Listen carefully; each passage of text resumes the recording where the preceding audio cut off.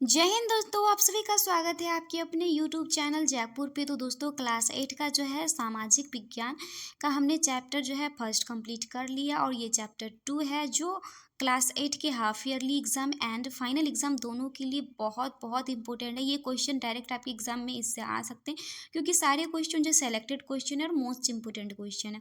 तो आज हम जो है 25 क्वेश्चन करने वाले क्योंकि चैप्टर दूसरा में जो 25 MCQs क्वेश्चन है। तो चलिए हम स्टार्ट करते हैं बिना टाइम को गवाए हुए। हमारा पहला क्वेश्चन है, किस मुगल शासक की मृत्यु के पश्चात मुगल साम्राज्य कमजोर होता चला गया? जहांगीर, औरंगजेब, शाहजहां या अकबर? तो दोस्तों 1707 ईस्वी में जो है जब औरंगजेब की मृत्यु हो गई उसके बाद जो है मुगल काल का पतन होना जो है स्टार्ट हो गया और धीरे धीरे जो है वो समाप्त हो गया। नेक्स्ट क्वेश्चन देखेंगे, इसको मैं थोड़ा सा छोटा कर लेती हूँ। मुगल केंद्रीय सत्ता के कमजोर होने का क्या परिणाम हुआ? मुगल सूबेदार और बड़े जमींदारों ने अपनी क्षेत्रीय सत्ता कायम कर ली। ख, यूरोपीय कंपनियों की राजनीतिक महत्वाकांक्षा बढ़ने लगी। कंपनियां राजनीतिक मामलों में हस्तक्षेप करने लगी या सभी? तो मुगल केंद्रीय सत्ता के कमजोर होने का जो परिणाम था ये सभी हो जाएगा, जो अभी हमने ऊपर में आप लोगों को बताया तीन ऑप्शन में।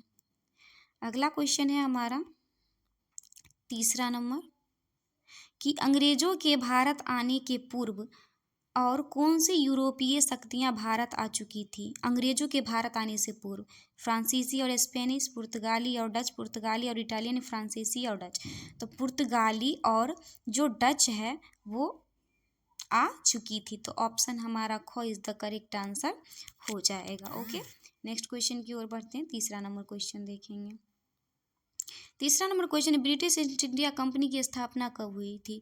31 दिसंबर 1600, 23 जून 1757, 17 मई 1498 या 22 अक्टूबर 1764? तो ब्रिटिश ईस्ट इंडिया कंपनी की जो स्थापना हुई थी 31 दिसंबर 1600 ईस्वी को हुई थी। तो हमारा 4 का ऑप्शन को इज द करेक्ट आंसर हो जाएगा। नेक्स्ट क्वेश्चन देखते हैं। ब्रिटिश ईस्ट इंडिया कंपनी को इंग्लैंड की महारानी की ओर से कौन सा विशेषाधिकार सौंपा गया था? पूर्व में व्यापार करने का विशेषाधिकार, समुद्र पार जाकर नए देशों की खोज एवं व्यापार, चार्टर के अनुसार कोई भी अन्य कंपनी इस कंपनी से प्रतिस्पर्धा नहीं कर सकती, या इनमें से सभी? तो इसका आंसर हमारा हो जाएगा इनमें से सभी। जो है ब्रिटिश इंडिया कंपनी को इंग्लैंड की महारानी की ओर से विशेषाधिकार प्राप्त था। नेक्स्ट क्वेश्चन है कि कौन सी यूरोपीय कंपनी भारत में व्यापार के साथ ही विशाल साम्राज्य खड़ा करने में कामयाब रही? पुर्तगाली, डच, ब्रिटिश या फ्रांसीसी? तो आप सभी जानते हैं कौन रही थी, तो British. Option go is the correct answer हो जाएगा। नेक्स्ट क्वेश्चन है हमारा कि ब्रिटेन के किस सम्राट ने सन 1608 ईस्वी में कैप्टन हॉकिंस को जादूगर बनाकर मुगल शासक के जहांगीर के दरबार में भेजा? ब्रिटेन के किस सम्राट ने 1608 ईस्वी में कैप्टन हॉकिंस को राजदूत बनाकर मुगल शासक जहांगीर के दरबार में भेजा? सम्राट जेम्स प्रथम ने, महारानी एलिजाबेथ ने, रॉबर्ट क्लाइव ने या लॉर्ड डफरिन ने? तो इसका आंसर हमारा हो जाएगा सम्राट जेम्स प्रथम ने। ऑप्शन को इज द करेक्ट आंसर हो जाएगा। सारे क्वेश्चन दोस्तों बहुत ही इंपॉर्टेंट है आपके एग्जाम के लिए। ये 6 क्वेश्चन इधर ही छूट गया। क्वेश्चन है, फोर्ट विलियम किला किस शहर में बनाया गया था? अच्छा, फोर्ट विलियम किला दोस्तों बनाया गया था, ये कलकत्ता शहर में बनाया गया था। कहाँ बनाया गया था? कोलकाता में। अगला क्वेश्चन, अली वर्दी खां की मृत्यु के बाद बंगाल का नवाब किसे बनाया गया? मीर जाफर को, सिराजुद्दौला को, मीर कासिम को, इनमें से? तो अलीवर्दी खां का जो कोई बेटा नहीं था, तो उसका बेटी थी और उसका जो नाती था वो सिराजुद्दौला था। तो इसका आंसर हमारा हो जाएगा सिराजुद्दौला बना था अलीवर्दी खां के बाद। अगला क्वेश्चन है हमारा, प्लासी का युद्ध कब हुआ? तो दोस्तों प्लासी का जो युद्ध हुआ था वो हुआ था 23 जून 1757 में। अगला क्वेश्चन है, नवाब सिराजुद्दौला का सेनापति कौन था? तो नवाब सिराजुद्दौला का जो सेनापति था वो था मीर जाफर, जिसने 23 जून 1757 को प्लासी के युद्ध में अंग्रेजों का साथ देकर और सिराजुद्दौला को जो है वो क्या कहते हैं, मतलब उसको धोखा दे दिया और धोखा से जो उसको अपने बेटे के हाथों, मीरन के हाथों मरवा दिया, जिसके कारण जो 18 प्लासी का युद्ध हार गए। नहीं तो अंग्रेज जो है वो नहीं जीतता, अगर धोखा अपने धोखा दे दे तो युद्ध तो हारना तय ही है। इधर आ जाता। अगला क्वेश्चन है, बंगाल के नवाब और ब्रिटिश ईस्ट इंडिया कंपनी के बीच टकराव का क्या कारण था? तो क्या कारण था? कारण था कंपनी के नवाब के विरुद्ध राजनीतिक षड्यंत्र कर रही थी। कंपनी नवाब के विरुद्ध राजनीतिक षड्यंत्र कर रही थी। कंपनी के अफसर बिना शुल्क चुकाए अपनी निजी व्यापार भी कर रही थी। कंपनी लगातार किले बंदी को प्रोत्साहित कर रही थी। तो ये सभी कारण जो है हो जाएगा, जिसके कारण नवाब और बंगाल के नवाब और कंपनी के बीच जो है वो टकराव होने लगा।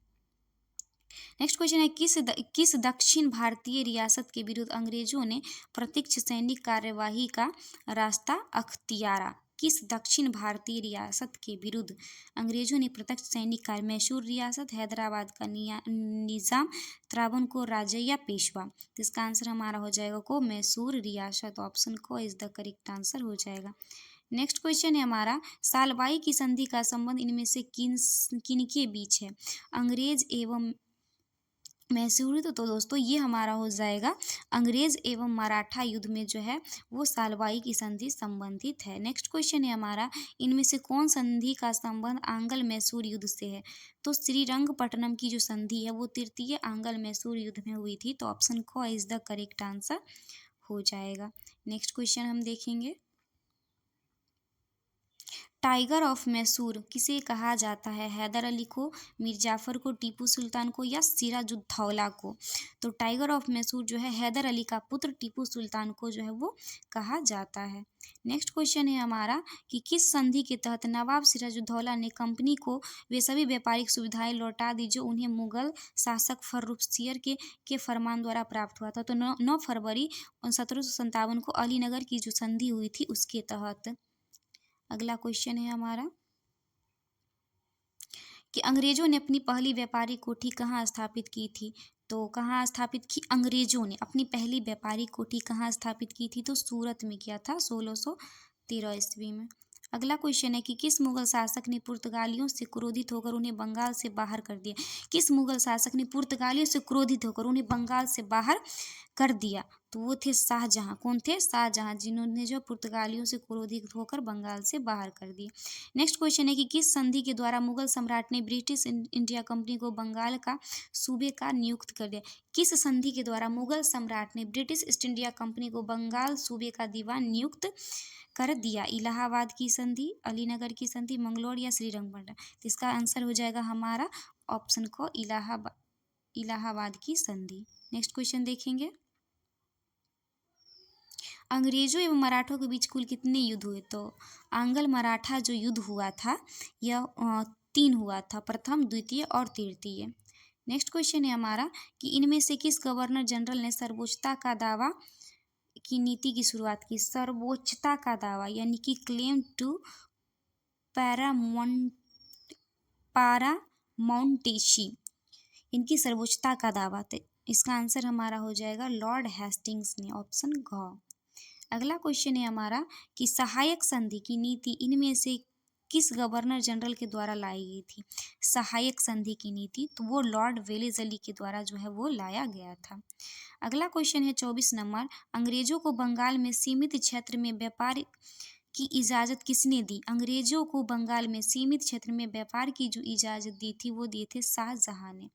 अगला क्वेश्चन है और वीडियो का लास्ट और आखिरी क्वेश्चन है, डलहौजी की राज्य हड़प की नीति का पहला शिकार कौन बना था? तो वो बना था सतारा। तो आई होप आपको वीडियो पसंद आएगा, तो प्लीज़ वीडियो को लाइक, चैनल को सब्सक्राइब जरूर कर लीजिएगा। Thanks for watching the video.